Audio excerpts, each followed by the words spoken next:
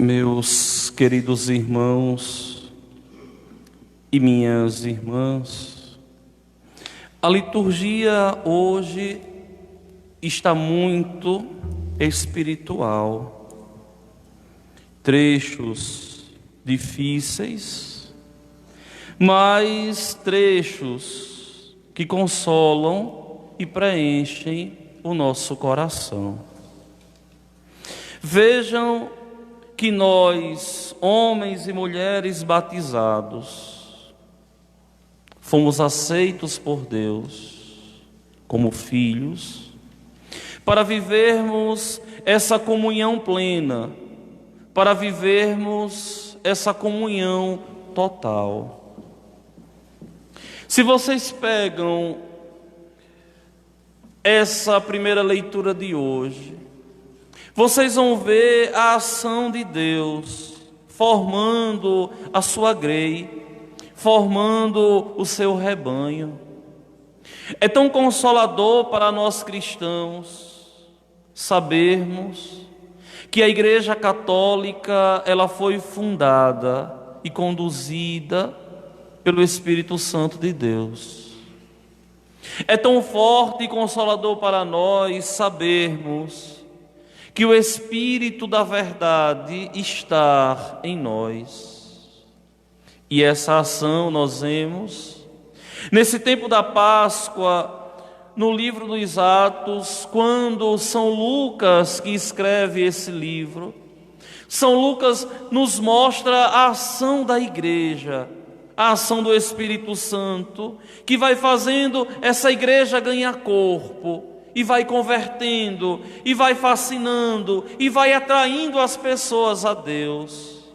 Observem bem, que nenhum homem, que nenhum ser humano seria capaz de fazer uma obra tão grandiosa, que perpassa o tempo, que perpassa todos os espaços. Essa é a igreja, corpo místico do Senhor. Essa é a igreja, esposa do Senhor. Esse é o rebanho que o Senhor conquistou com o seu sangue derramado na cruz. Na primeira leitura de hoje nós vemos Filipe. Que Filipe é esse aqui, padre? É o apóstolo? Não. Esse Filipe aqui é um dos diáconos que nós vimos ao longo dessa semana que passou, sendo escolhidos pela igreja primitiva para servirem as mesas e depois pregarem e anunciarem o Evangelho de Deus. E esse Filipe aqui, ele vai a uma cidade da Samaria. Ali ele anuncia o Cristo. As multidões seguem com atenção as coisas que Filipe dizia. E o texto é tão bonito porque diz assim: todos unânimes o escutavam, pois viam os milagres que ele fazia. Ele fazia pela ação do Espírito Santo. Ele fazia por mandato divino. Ele fazia pelos auspícios de nosso Senhor Jesus Cristo, pelo seu Espírito que conduz a Santa Igreja. E aquele povo todo ali ficou fascinado. E todos eles pensavam e queriam agir da mesma forma. E eles iam que os possessos, os espíritos maus saíam dos possessos. Eles iam que muitos paralíticos agora foram curados, aleijados também. E aquela cidade foi tomada de uma grande alegria. Olha como o texto diz. Era grande a alegria naquela cidade, sim. Porque quando o Evangelho de Deus chega, esse Evangelho para aqueles que o abraçam de coração sincero, esse Evangelho de verdade, ele vai preencher, ele vai dar uma alegria que foge completamente à nossa capacidade humana, essa alegria que é um dom do Espírito Santo de Deus. Aquela alegria plena que nosso Senhor falou essa semana. A alegria plena que Ele concede, que Ele dá, que Ele oferece à igreja de Deus. Meus queridos irmãos e minhas irmãs, isso é por demais maravilhoso. Sabe por quê? Porque eu sou partícipe dessa mesma alegria que esses moradores da Samaria vivenciaram. Você também é partícipe dessa mesma alegria. A mesma alegria que outrora os discípulos sentiram é a mesma alegria que nós hoje sentimos em servir a Deus. E essa alegria só a tem os escolhidos. E essa alegria só tem quem vive em comunhão com Deus. E depois daquela grande alegria, 2 apóstolos lá chegaram. Observem que aqui Filipe, ele é diácono. E agora chegam os 2 bispos. Quem são esses 2? Olha que coisa bonita. É justamente Pedro, é justamente João, o chefe da igreja, o amigo predileto do Senhor, aquele que o Senhor amava. Ou seja, 2 corifeus da fé católica, 2 baluartes do colégio apostólico. Não é 2 apóstolos qualquer não, mas 2 importantes apóstolos do colégio apostólico, 2 testemunhas de primeira hora da ressurreição. Lembrem que Pedro e João recebem a notícia da ressurreição do Senhor e eles correm ao sepulcro. João chega primeiro, não entra em respeito a Pedro, que é o chefe. Pedro chega, entra, João entra em seguida. E o texto diz tão bonito, eu preguei para vocês: ele viu e acreditou. Então, são 2 discípulos que, ao contemplarem o sepulcro vazio e depois receberem a visita do Senhor, agora ressuscitado, agora na sua glória, eles saem anunciando o Evangelho e fazendo as maravilhas em Deus. Só que aqui o texto santo diz que eles, chegando ali, oraram pelos habitantes da Samaria, para que recebessem o Espírito Santo de Deus. E olha que aqui nós temos um dado importante. Eles só tinham recebido o batismo em nome do Senhor Jesus.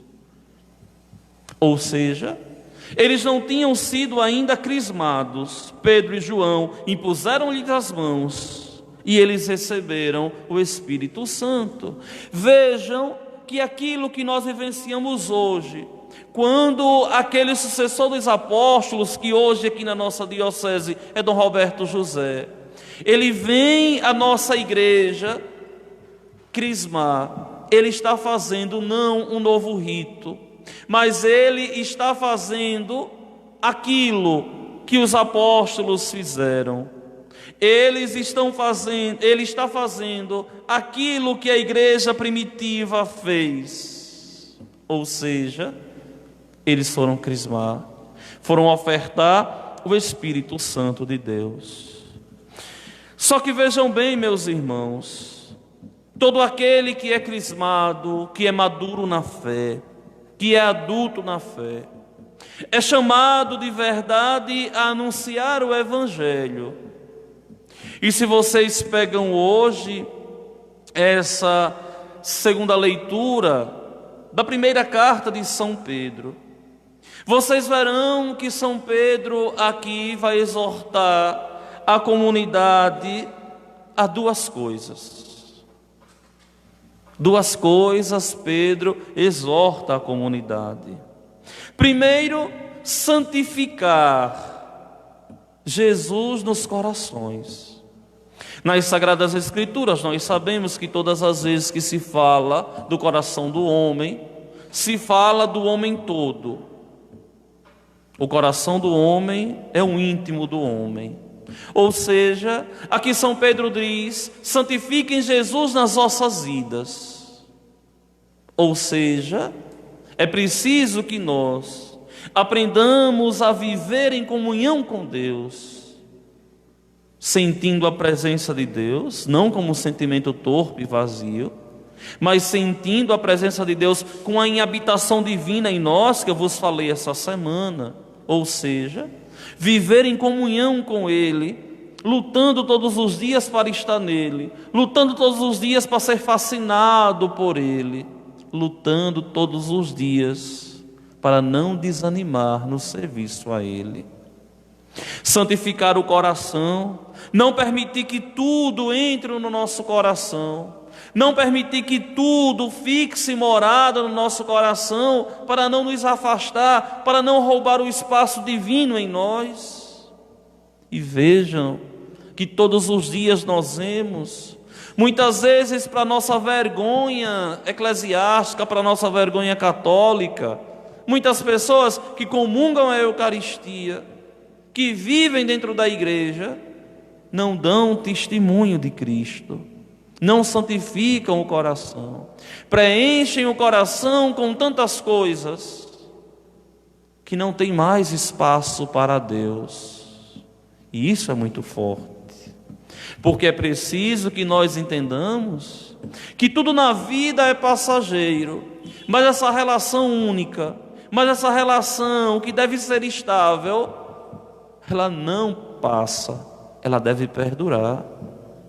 E depois São Pedro diz, depois que santificarem Jesus Cristo no coração, estejam prontos a dar razão à vossa esperança a todo aquele que vô-la pedir.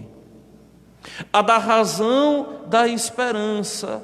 O que é isso? O que é que Pedro está dizendo aqui?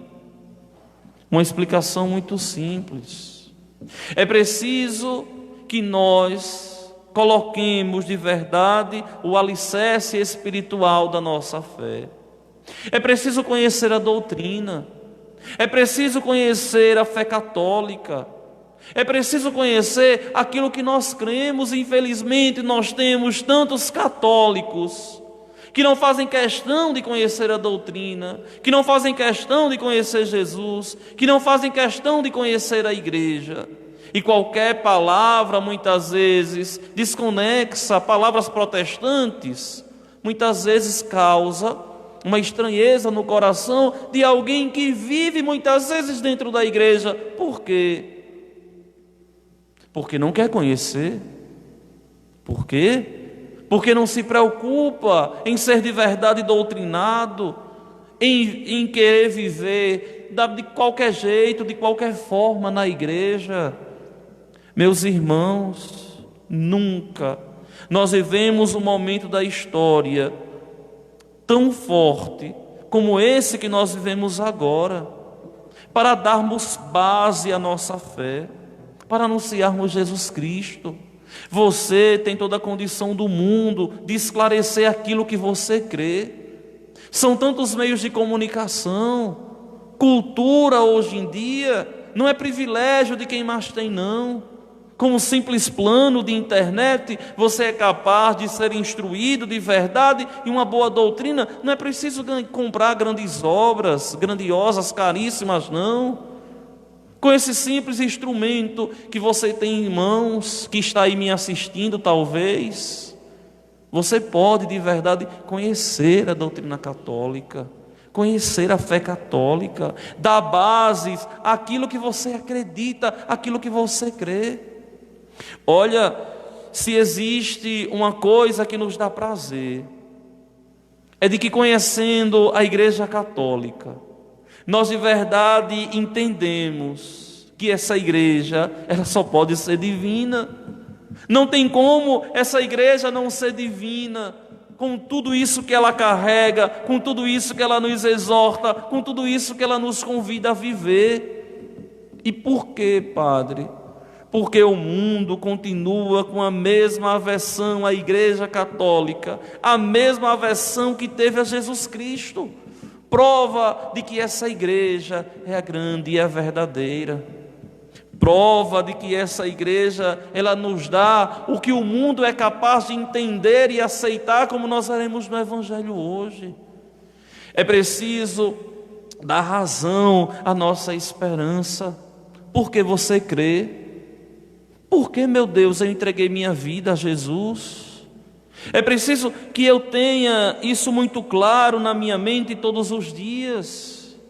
É preciso que você entenda por que batizou os teus filhos, por que ainda acredita no matrimônio, por que ainda luta pela santificação da tua família, por que ainda acreditar em uma mensagem de 12 anos atrás, que não caiu no ostracismo, mas que de verdade é uma palavra atual, rica, verdadeira, que nos preenche e é capaz de nos dar aquilo que nada, nenhuma filosofia é capaz de nos oferecer, que é o amor de Deus derramado em nossos corações. E quanto mais nós conhecemos, mais amamos, e quanto mais amamos, mais nós nos santificamos, e quanto mais nos santificamos, mais estamos garantindo a nossa salvação. Só que aqui São Pedro, ele está falando a respeito do proselitismo, dar bases da nossa esperança a todos aqueles que pedirem. Olha, eu digo uma coisa para vocês, eu, Padre Washington, eu não transformo a minha fé em um cavalo de batalha com principalmente aquelas pessoas que não querem conhecer a doutrina. Eu nunca bato boca por religião. Sou padre, mas não gosto disso. Por quê? Porque muitas vezes as pessoas, elas querem disseminar ódio, elas não querem entender. Quando elas vêm nos interpelar, muitas vezes, não é porque querem conhecer a doutrina, mas é porque querem, num ar de orgulho, de algo quase que satânico, nos fazer desacreditar naquilo que nós acreditamos. E por que isso, meus irmãos? Porque eu não bato boca, porque simplesmente não vou jogar pérolas aos porcos.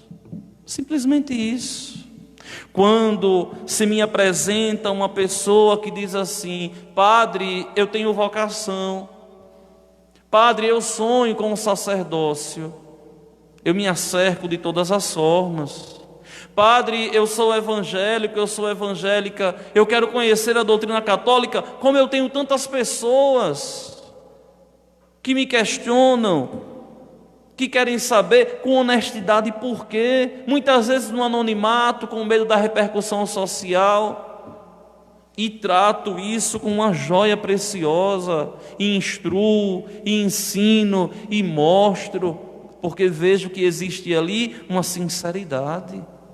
Essa sinceridade que é tão própria de nós católicos, essa sinceridade que é tão cara à igreja, que não vai maquiar nada para anunciar a verdade, doa a quem doer. Essa sinceridade que é tão própria de Jesus, que não temeu nem pela sua própria vida. Essa sinceridade, meus irmãos, que é exigida para que nós possamos chegar aos céus, em abrir o nosso coração e, apesar das nossas misérias, depositar em Deus a nossa esperança, e não desanimar jamais, apesar do discurso duro, mas lutar todos os dias para fazer com que esse discurso ele aconteça no nosso coração. São Pedro, quando ele escreve essa carta, São Pedro ainda diz assim: olha, é melhor sofrer praticando o bem, se esta for a vontade de Deus, do que praticando o mal. Essa bondade, que nós não estamos excluídos de fazê-la acontecer no mundo. Essa bondade que foi derramada em nossos corações pelo Espírito Santo que nos foi dado. O cristão, na sua essência, ele é bom. Por quê? Porque nós somos os ramos de uma videira que é Cristo. E essa seiva que nos alimenta é o Espírito Santo, que nos faz ser bons, pacientes, amorosos, esperançosos, capazes de perdoar, capazes de zelar do outro, capazes de lutar pela salvação do outro, mesmo que o outro ainda não tenha entendido. Esse é o cristão. É aquele que vive em comunhão com nosso Senhor para chegar aos céus. Só que, meus queridos irmãos e minhas irmãs, quando nós pegamos o finalzinho dessa carta de Pedro, esse Pedro aqui, ele vai terminar dizendo assim: olha, o justo morreu pelos injustos. Olha a bondade de Cristo. Por quê? Porque queria nos conduzir a Deus, o Pai. Como não se dedicar a Deus assim? Como tem pessoas que são incapazes de responder com amor ao chamado de Deus? Como nós vemos pessoas dentro da igreja hoje mesquinhas, que são incapazes de fazer um sacrifício de oração por Deus, que são incapazes de fazer um sacrifício caritativo por Deus, que são incapazes de aconselhar, preferem muitas vezes os braços cruzar, que são incapazes de serem de verdade luz dentro de casa, ver o filho se afundando, vivendo na escuridão, nas trevas, e são incapazes de corrigir. Como é triste vermos famílias destruídas pela omissão do pai e da mãe, de não se preocupar em corrigir para não ficar mal com os filhos. Que tristeza! É preciso que entendamos de verdade que o cristão, ele é chamado a, anunciando o reino de Deus, sofrer as consequências desse anúncio. Eu achei tão engraçado hoje, não é? Eu até comentei com os meninos em casa, com os seminaristas, não é? Eu coloquei uma foto ontem, coloquei uma foto da missa de ontem, ali na credência, de costas.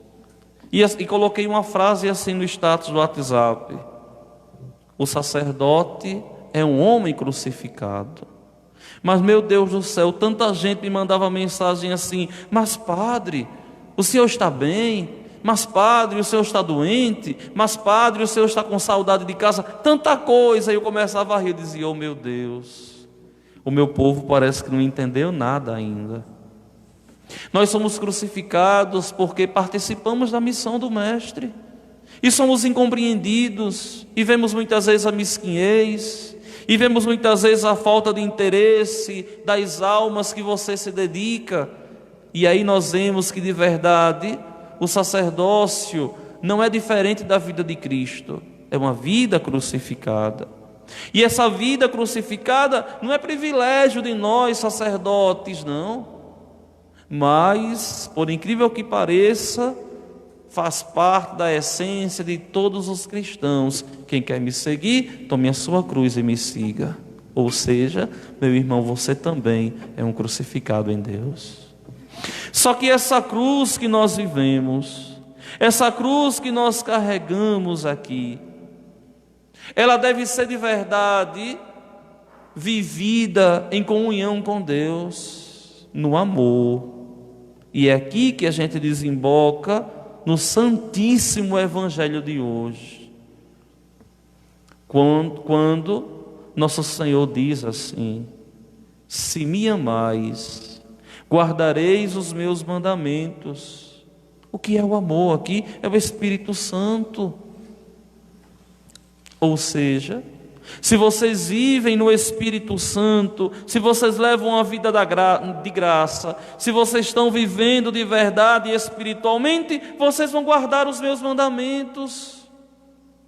Só consegue observar mandamento quem leva uma vida espiritual. Quem leva uma vida totalmente carnal nunca vai conseguir viver um mandamento, porque o mandamento não cria eco no coração.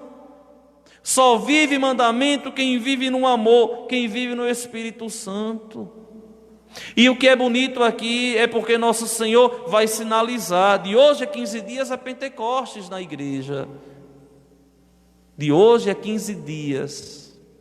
Serão 50 dias da Páscoa, quando o Espírito Santo veio sobre os apóstolos reunidos com Maria no cenáculo.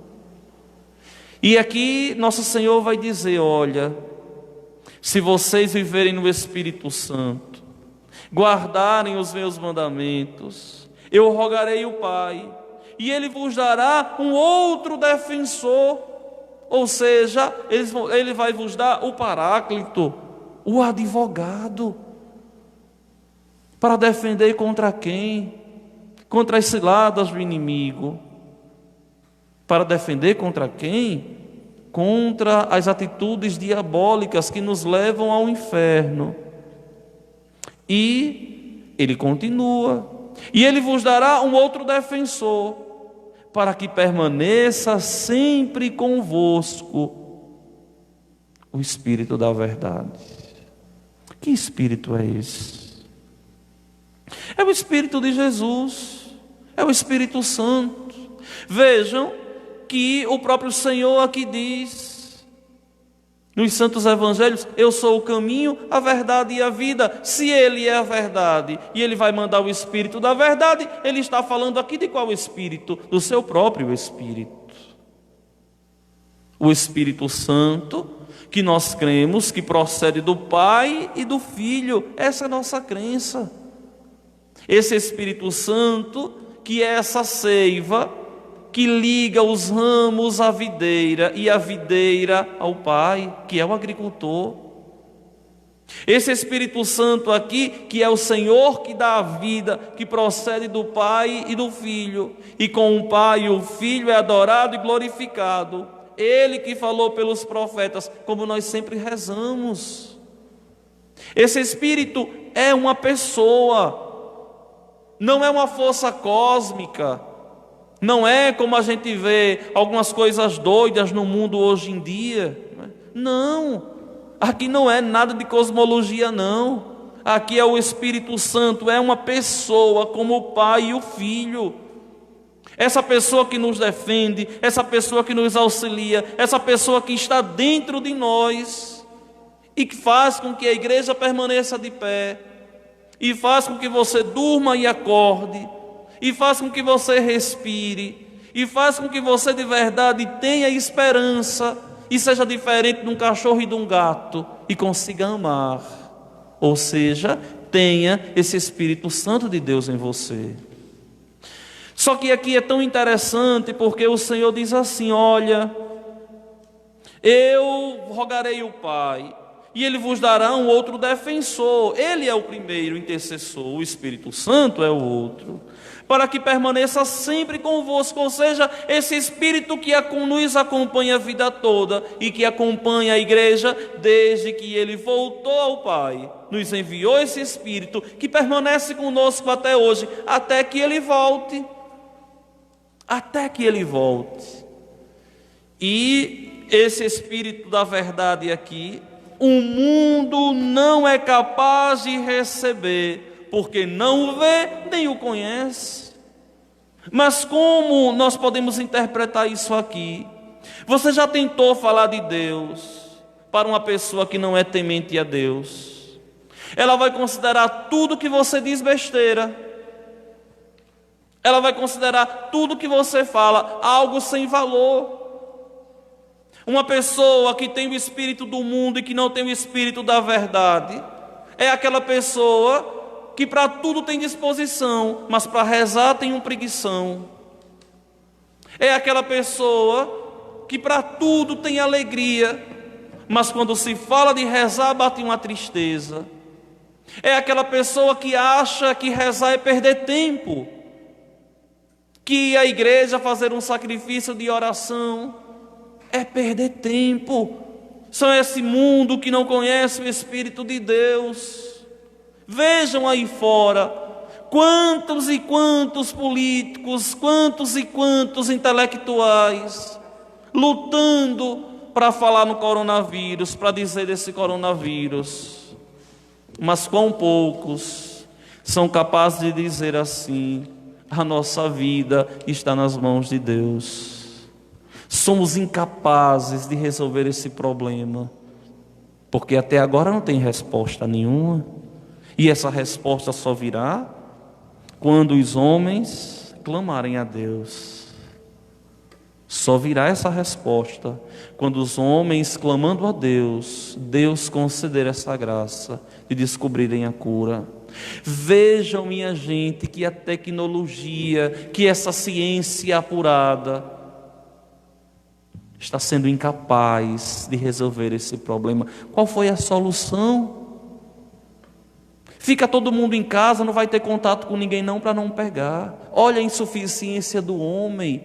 Esse homem arrogante, que diz que pode tudo, que diz que tem poder, e que não consegue lutar contra um inimigo invisível. E nós lutamos. O nosso inimigo é invisível na igreja. Olha a insuficiência do homem diante do mal, que é um mal. Quantas vidas estão sendo ceifadas, quantas pessoas estão perdendo os familiares. E um momento da história que nós estamos vivendo, que daqui a 1000 anos, se o Senhor não voltar, estará nas páginas dos livros. O ano de 2020, o ano da pandemia do coronavírus, que exterminou tantos e tantos mil no mundo.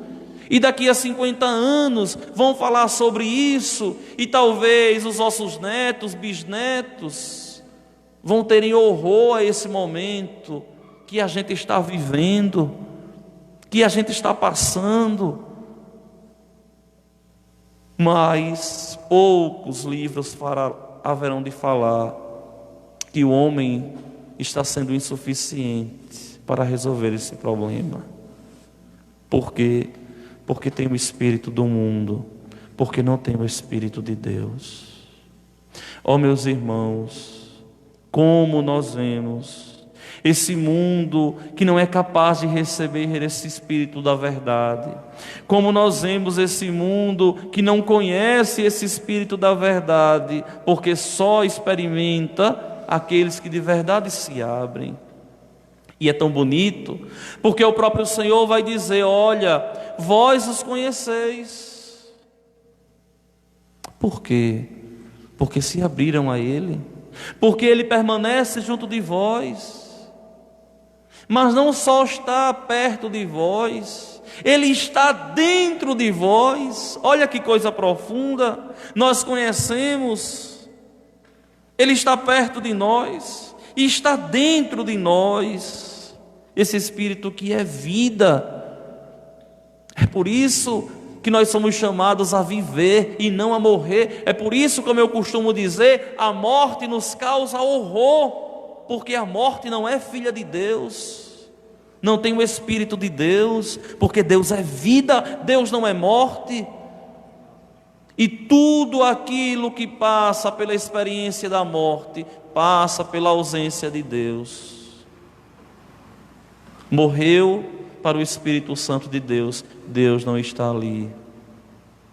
Morreu, o Espírito não está ali, o Espírito de Deus, porque o Espírito é vida. Mas esse Espírito que nós conhecemos, esse Espírito que permanece em nós, esse Espírito que está dentro de nós, ele vem para não nos deixar órfãos. É o único momento que nosso Senhor fala essa palavrinha: não vos deixareis órfãos. Ou seja, esse Espírito que está dentro de nós, que aconteça o que acontecer, nos conduz. Quando nós nos abrimos à sua ação, não vos deixareis órfãos. Ou seja, Deus está conosco. E aqui ele diz: eu virei a vós. Quantas vezes você recebeu essa presença divina? Quantas vezes você sentiu essa intervenção de Deus na tua vida? Oh, meus irmãos, tantas vezes, infelizmente, muitas delas nós não percebemos. Só que o Senhor vai dizer: olha, pouco tempo ainda e o mundo não mais me verá. Por quê? Porque depois que ele ressuscitou, ele não estava mais nesse mundo. Ele não estava mais preso a essa realidade. Ele agora estava na glória. Ele aparecia e desaparecia. Ele estava na glória. Pouco tempo ainda e o mundo não mais me verá. Mas vós me vereis, porque eu vivo e vós vivereis. Ou seja, todos aqueles que lutam pela salvação haverão de contemplar a Deus, porque Ele está vivo. E se formos puros de coração, como Ele falou no Sermão da Montanha, haveremos de vê-lo em toda a sua glória, de pé como que imolado, como nos apresenta tão bonito o livro do Apocalipse. Naquele dia, sabereis que eu estou no meu Pai, e vós em mim, e eu em vós. Olha que coisa bonita, estar em Deus. Deus estará em nós, e nós estaremos totalmente nele. Quem observa os meus mandamentos, quem acolhe os meus mandamentos e os observa, esse me ama. Olha que nosso Senhor aqui, Ele faz como que um trocadilho do início. No início Ele diz: se me amais, guardareis os meus mandamentos. E agora Ele diz: quem acolhe os meus mandamentos e os observa, esse me ama.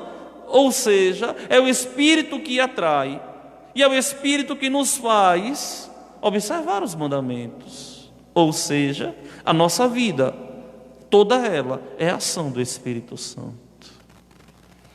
Ora, quem me ama será amado por meu Pai, e eu o amarei e me manifestarei a Ele. Meus queridos irmãos, minhas irmãs, em que consiste o amor? O amor tem uma característica: consiste na união. Não existe amor sem união. Quem ama quer estar perto da criatura amada. Quem não ama não quer estar perto do objeto, da ausência do amor. Aqui, quando nosso Senhor diz: quem me ama será amado por meu Pai, eu amarei e me manifestarei a Ele, é porque existe essa união tão íntima, tão profunda, que ninguém é capaz de entender, mas todos nós somos capazes de viver. Por isso, não me resta na noite de hoje outro pedido para te fazer, a não ser dizer: aproveite esse tempo para amar a Deus. Não sabemos quanto tempo nos resta. Aproveite esse tempo para fazer essa experiência com o Senhor, independente da tua condição, independente da vida que você vem levando. Busque se unir a Cristo. Se você ama de verdade a Jesus, você não vai ter preguiça de rezar. Se você ama de verdade a Deus, você não vai interpretar a oração como perca de tempo. Se você de verdade ama a Deus, você vai, enquanto cristão, fazendo essa experiência com Deus, cada vez mais se unir a Ele, sendo incapaz de ir embora. Eu te peço, eu te convido que faça essa experiência de amar a Deus de uma forma verdadeira, não com faz de contas, mas vivendo essa experiência do amor, se unindo a Cristo. Nós haveremos de sentir a presença desse Espírito Santo que nos conduz, que nos protege, porque verdadeiramente nos ama. Que o menino Jesus, nosso digno padroeiro, possa interceder por nós como o único mediador entre Deus e os homens, para que passemos por esse momento de pandemia e possamos de verdade permanecer aqui na terra, para que, lutando pela nossa salvação, um dia alcancemos os céus. Louvado seja nosso Senhor Jesus Cristo. Para sempre seja louvado. Vamos rezar juntos a nossa